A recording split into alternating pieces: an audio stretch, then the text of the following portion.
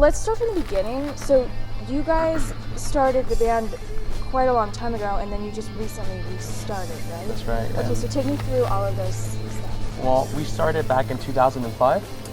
This is my cousin right here. We both play guitar, and he just told me one day, hey, I know this drummer, Adam right here. This is 10 years ago. Because prior to that, Anthony and I, we went to junior high together. We started trying to form our own band. For already the whole time we were at junior high, 6th and 7th grade. Always talking about joining a band, we never did. Oh, we did. We just never could have found a bass player. That's just what it was, him and just a duo.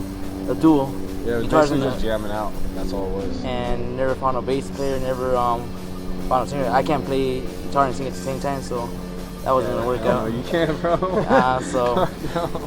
So by freshman year of high school, around springtime, I guess I asked Ricardo, hey, we should start a band, you know.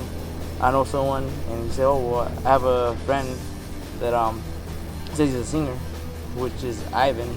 That I went to school with, and he went to school with this guy as well. He wasn't in our band back then, but we used to play in another band called the Political Decline.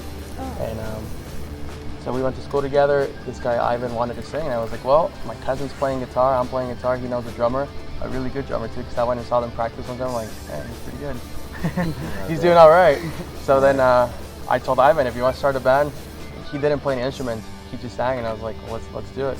And then we had our bassist that went to school with these guys as well, or with him.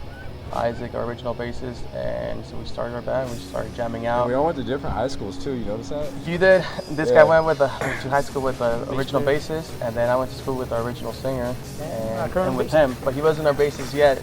Oh, but he was a badass bassist back then. He still is, but like he was in a dope ass fucking punk band back in the day.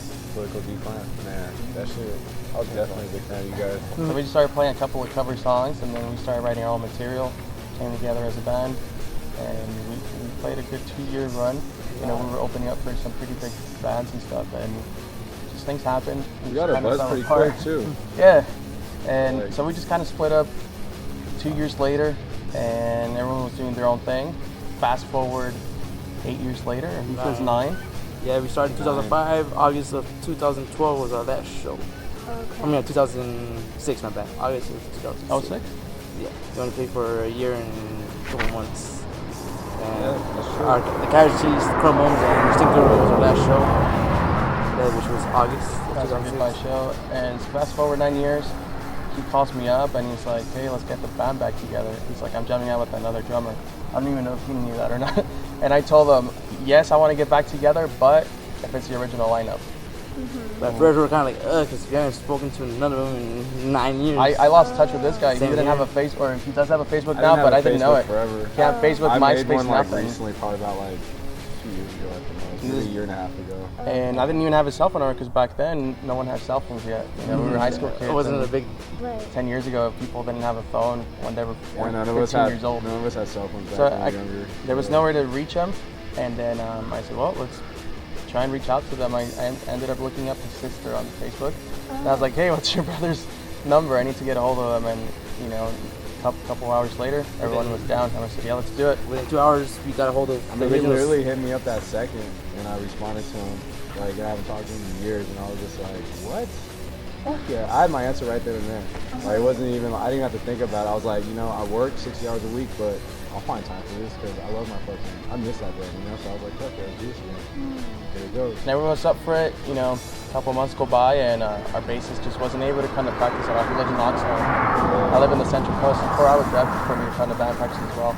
It was about 2 hours, and he was just not able to come to band practice, not able to come back. We were just still jamming out, and then he ended up sending me a text saying, hey, as much as I want to do it, I just don't have time or money to do the band right now. So he's like, I'm still going to support. And then that's when Kobe came in the picture, because we were like, all right, well, we're going to have to look for a new bassist. And immediately, him and I were like, oh, well, what about Kobe? He used to go to school with them, and he was in another band that we used to play with together. When we were playing backyard shows and stuff, his band would play with us too. And so we were like, yeah, let's hit up Kobe, and hopefully cross our fingers that he says yes. And he did.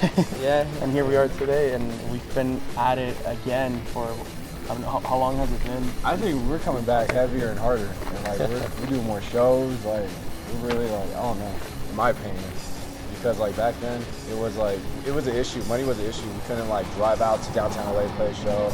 because we were all younger and stuff. Our parents were not going to drive us out there. Yeah. And I'm not going to take a drum set on a bus. You know, that'd be We're hard. 15 at the time. We were limited, you know, but we Yeah. did everything we possibly could. Now we're older and like, you know, we all got jobs, we all got cars and everything, so we're able to like, you know, like we were recently about to take a Canada trip, but we can't, you know, because of like some issue that happened with me in the past. But yeah, And the law. Yeah, the law. Okay. We had already booked the show, Yeah, and then we had it all planned out. Well, go ahead, you want to talk then he about realized that he's not allowed into Canada for the rest of his life unless. he Well, gets a Anthony permit. too. No, isn't he thugging over here? and then he might not be able to go either. But Unless you get a permit, like what kind of? Yeah, you have to get like a permit. if you have like, a good reason to visit they the don't country. want you to like taint their country, you know, with like they don't, because like we got a LA like mentality, I guess, and they don't want that in their country, I guess. I don't Just stricter know. rules. It's really Wait, strict. but- so you all have to get permits, or is it just? No, it's just these two.